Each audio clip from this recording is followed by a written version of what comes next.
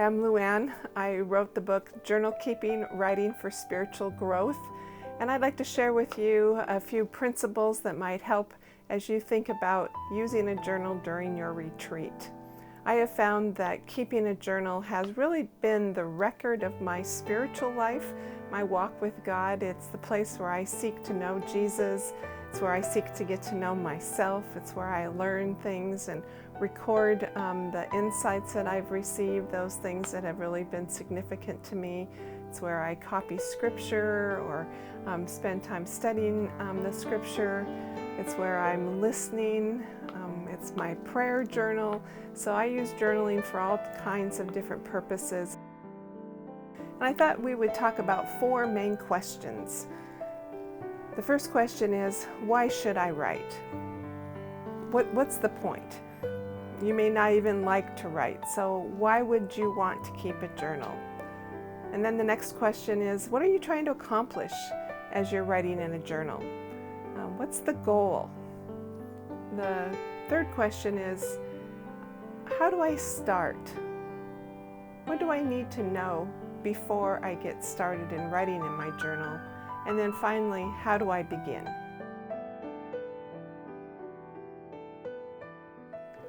Why should I take the time to write?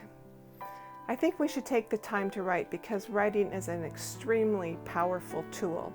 When you think about all of your spiritual heroes, my hunch is they kept a journal. It doesn't matter if someone was a politician, a doctor, a missionary, a statesman, if they lived in the United States or in another country. It seems that all of the people who have made a significant impact in our world kept a journal. There is just something about writing that helps us to stay the course, to have our thinking sharp, to be able to process and to understand and to think through. So writing is a very powerful tool. Teachers have known this for years. That's why there's writing across the curriculum. It doesn't matter if you're in math or PE, you're writing because writing is the tool that really helps you to learn. You know, never before in the history of mankind have there been a society that was so rich in things and so poor in time. We just don't have time to reflect and to ponder and to treasure and to hold those things dear to us that are important. You know, it used to be that we would write letters, and we don't even write letters much anymore. Now it's more of an email, more of a text. So how do we ever have time to process those things that we're thinking about? May I ask you a few questions? You know, when do you keep watch over your heart? You know, when do you have a chance to monitor how close you feel to Jesus? And when do you pay attention to the important things in life and to see if you've started running down a bunny trail rather than staying on those things that were important to you? You know, when do you have a chance to take a real hard look at what's truly motivating you? When do you take stock of all the activity that you're involved in and ask yourself, is all of this activity leading me where I want to go? You know, Solomon writes that wisdom shouts aloud from every street corner, but everybody is just so busy they just pass on by. And that's how our lives can be. We can be just so busy we never have a chance to really step back and take stock of, is all of this activity leading me where I want to go? So why should we write? I think one of the main reasons we should write is because writing is the place where we can take a look at our lives, where we can seek the Lord, where we can make sure that everything that we're involved in is leading us where we hope to go. What are we trying to accomplish when we sit down to write in our journal? Well, I really think that that's up to you. For me, it's a time for me to be able to kind of take stock in my life, to be able to record my journey, to make sure that I'm living my life in the way that I want to, that I'm actually pursuing those things that are important to me. Let me read you a few things from other people to share with you why they were writing in their journal. I think we all know who Anne Frank is. She kept a journal while her family was in Germany. They were Jewish. They were being hidden in an attic. And she wrote in her journal, why am I writing? She writes, oh, so many things bubble up inside of me as I lie in bed, having to put up with people I'm fed up with, who always misinterpret my intentions. That's why in the end I always come back to my diary. That is where I start and finish, because Kitty, the name of her diary, is always patient. So Anne Frank wrote because she was fed up with people, primarily with her mother, and she just needed to get it out on paper. Do you have any people in your lives that you are fed up with? Well, maybe it would be helpful if you were to be able to write about that in your journal. Sometimes the things that we write in our journal can help us to get it out, and then we can think more clearly about things, and then lo and behold, our relationships get better. C.S. Lewis, he writes after the death of his wife. He says, what would my wife think of this terrible little notebook to which I come back and back? Are these jottings morbid? Every part of misery is, so to speak, the misery's shadow or reflection, the fact that you do not merely suffer, but you have to keep on thinking about the fact that you suffer. I not only live each endless day in grief, but live each day thinking about living each day in grief. Do these notes merely aggravate that side of it? Merely confirm the monotonous treadmill march of the mind round one subject? But what am I to do? I must have some drug, and reading isn't a strong enough drug right now. So during grief, maybe you need to write about grief. Maybe there's been loss and disappointment or sadness in your life, and just being able to write it down can really be a help.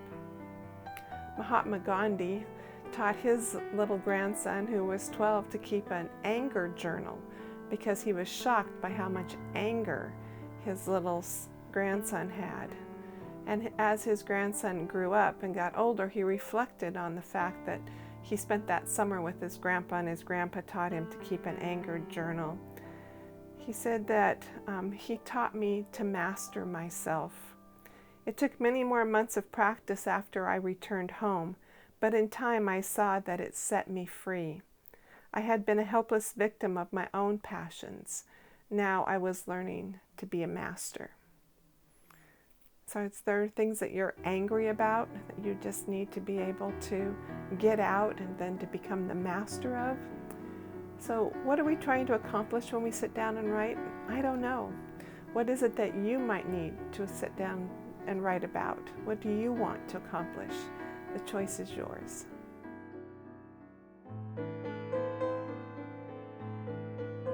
You might be thinking, oh, but I hate to write. You know, I talk writing at the college level, and I would say 25% of the class, just was like, I hate to write, and so I understand. Some people just really do not like to write. And maybe writing isn't something that is going to be helpful to you, and that will be okay. But would you mind, just for a moment, considering maybe, possibly, there's a reason why you don't like to write? Did you learn something when you were a child about why you weren't a good writer? Did you have an experience that made you hate writing? I would just encourage you to take that out and take a look at it and see. Perhaps writing would be a benefit to you. And you might think, but I'm not a daily discipline kind of a person. I'm never going to be able to keep a journal. Let me tell you, I'm not a daily discipline kind of a person either. It's hard enough for me to read my Bible every day, much less keep a journal every day. I don't keep a journal every day. I may not write in my journal every week, but it's a tool. It's there for us. It's not something that's biblically mandated. It's not a command. We don't have to write in our journal so that we can fill up the whole blank book in a year. Those aren't the reasons why. So it's a tool. It's something for us to use. So I would just like to encourage you right now to get out your journal, and I would just love for you to be able to ask yourself the simple question, on a scale of 1 to 10, 0 being like dead and 10 being hot. On a scale of 1 to 10, how passionate are you about Jesus? Are you a 1? Are you a 5? Are you an 8? And then reflect for a few minutes. Why? Why would you give yourself an 8 rather than a 10? Or rather than a 5? Reflect for a few minutes on how hot is my love for Jesus? How passionate do I feel? And then seek to understand for a few minutes why.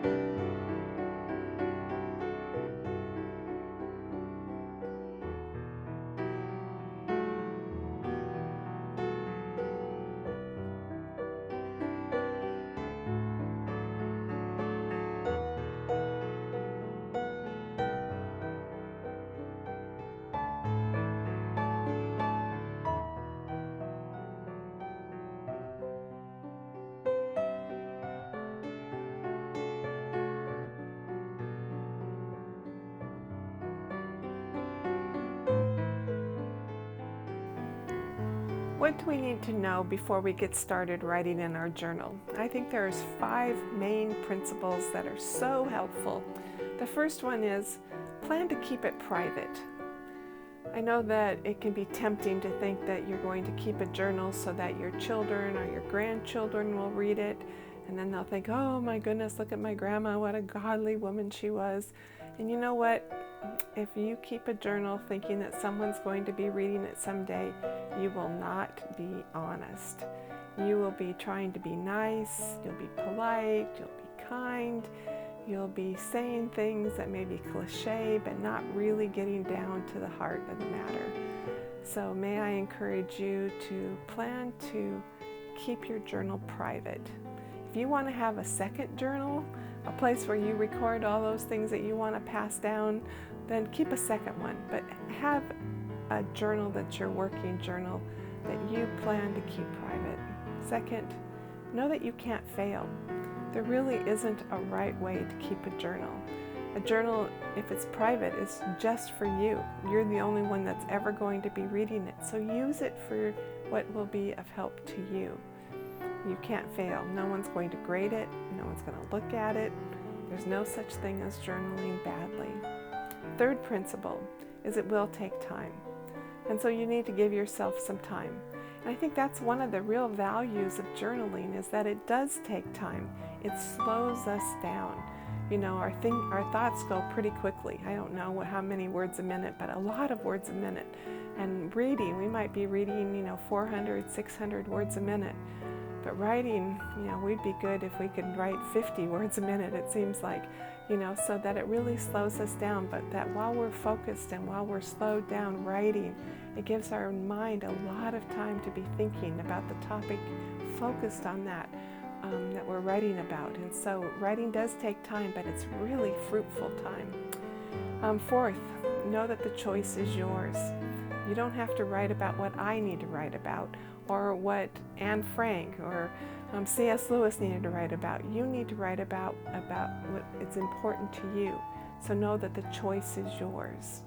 And last, I really encourage you to be honest. Buck naked honest. Say it like it is. We always are trying to be nice. Say it like it is. If you need to pound your fist on the table, then pound your fist on the table. And if you're afraid that, I can't do that, what if somebody were to read it? Well, then may I encourage you to write it and then tear it out and burn it if you need to, or shred it, or paint black paint over it, or whatever you need to do. But be honest. That's really important.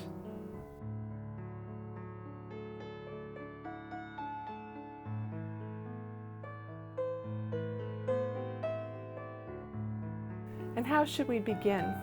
Well, I think it's lovely to have a place where you can begin. So if you're fortunate enough to have a place, then it would be great to have your place. And I like to have a place that's surrounded by pictures that are meaningful to me, people in my life that I love. For a while I had a snake skin pinned to my wall because it reminded me that I wanted to grow and burst out of where I was and grow to the point that I needed a new skin. So I would encourage you to create your space and to have a way to shut your door, to be able to have some quiet time if possible. I know when my children were young, I didn't have that kind of opportunity to be able to go into my room and shut my door and have quiet time that way. But I could create a space on the corner of my couch where I could have my basket with my journal and my Bible and my pen there, and I could sit and the kids could be running in and out and I could still have some focused time. So create your place. And it might be helpful for you to have a beginning ritual. I don't know, I love to have a cup of coffee and to just put my hands around the mug and to feel the warmth as I'm beginning to think about what I want to write about. I love to be able to look out the window and to hear the birds outside. So if you have a beginning ritual, I had a friend who liked to put on a pair of pearls. That was just her way. Hemingway, I think he would sharpen 37 pencils and he would write until his pencils were all dull. So whatever your beginning ritual might be, you might think about every day that you would just begin to have a place and a time to be able to sit down and write.